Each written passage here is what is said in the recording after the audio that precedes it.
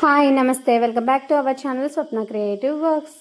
ఈరోజు అయితే మనం విలేజ్ స్టైల్లో జీడిపప్పు చికెన్ కర్రీ అయితే వండేసుకుందాం.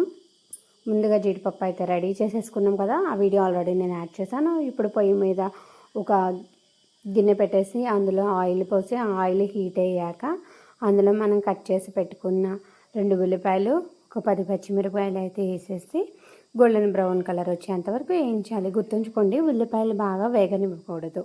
కరెక్ట్గా హాఫ్ అంటే ఇప్పుడు హాఫ్ బాగా వేగి హాఫ్ వేయకుండా ఉంటేనే కర్రీ అనేది టేస్ట్ బాగుంటుంది.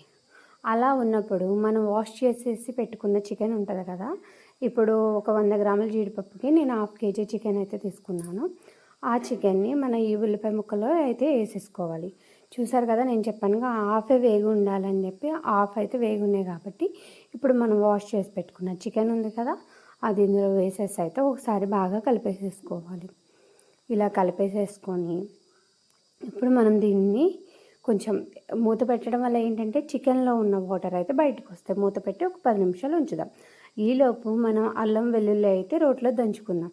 మిక్సీ పెడితే మెత్తగా ఉండి ఆ టేస్ట్ అయితే డిఫరెంట్గా ఉంటుందండి. ఇలా అల్లం వెల్లుల్లి కనుక మనం రోట్లో దంచితే టేస్ట్ అయితే వేరే లెవెల్లో ఉంటుంది అసలు. సో ఇప్పుడైతే మనం అల్లం వెల్లుల్లి దంచుదాం. ఈలోపు మనం మూత తీసి చూస్తే చికెన్లోంచి వాటర్ చాలా వరకు వచ్చినాయి కదా. ఇప్పుడు ఇందులో మనం పసుపు, ఉప్పు వేసి ఒకసారి కలిపేసుకుందాం. ఉప్పు ఇక్కడ గళ్ళుప్పు లేదండి, గళ్ళుప్పు ఉంటే గళ్ళుప్పు కంపల్సరీ యూజ్ చేయండి. ఇక్కడైతే సాల్ట్ ఉంది కాబట్టి నేనైతే సాల్ట్ అయితే వేసేసాను. వేసేసి ఒకసారి తిప్పేసుకొని అయితే మూత పెట్టాలి. ఇలా తిప్పుకోవడం వల్ల ఏంటంటే ఇంకా ఇందులో ఉన్న వాటర్ ఏదైనా ఉన్నాయంటే అవి బయటకు వచ్చి చికెన్ అయితే బాగా ఉడుకుతుంది అన్నమాట. ఇలా ఒకసారి అయితే తిప్పేసుకొని మూత అయితే పెట్టేసి మరొక 5 నిమిషాలు అయితే ఉడకనిద్దాం. తర్వాత మరొక 5 నిమిషాల తర్వాత మూత తీసి అయితే చూసేస్తే వాటర్ చాలా వరకు వచ్చేసినాయి. ఇప్పుడు మనం దంచి పెట్టుకున్న అల్లం వెల్లుల్లిపాయ పేస్ట్ ఉంది కదా, అదైతే ఇందులో వేసేసుకుందాం. ఇప్పుడు మంచి స్మెల్ వస్తుందండి చికెను తిప్పుకుంటే. ఇలా తిప్పేసుకొని మళ్ళీ ఒకసారి మూత పెట్టేసి ఈసారి అయితే ఒక 10 నిమిషాలు అయితే మగ్గనిద్దాం. అప్పుడు ముక్క ఆల్మోస్ట్ చాలా వరకు అయితే ఉడికిపోతుంది.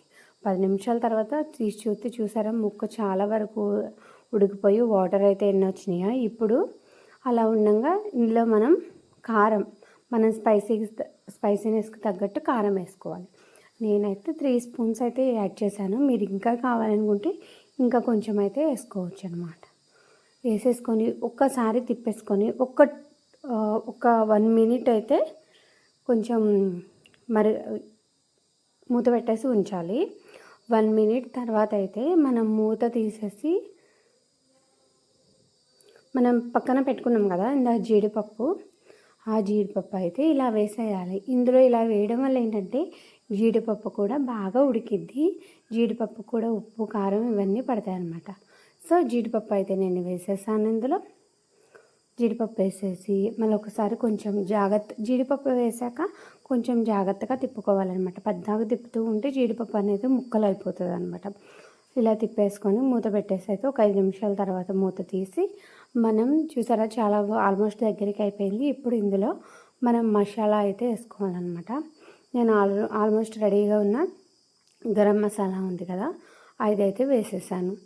ఒక 1.5 స్పూన్ ఉంటుంది, అదైతే వేసేసాను. వేసేసి ఒకసారి బాగా తిప్పేసుకొని అయితే మూత పెట్టేసి అయితే లాస్ట్ అండ్ ఫైనల్ ఒక 5 నిమిషాలు అయితే ఉంచానమాట.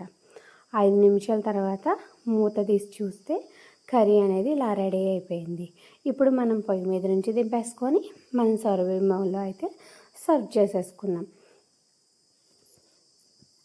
చూసారు కదా, ఎంతో టేస్టీ అయిన చికెన్ జీడిపప్పు కర్రీ. మీరు కూడా ట్రై చేయండి. మీకు ఎలా అనిపించిందో కామెంట్ సెక్షన్లో కామెంట్ చేయండి. Please subscribe to my channel. Thanks for watching.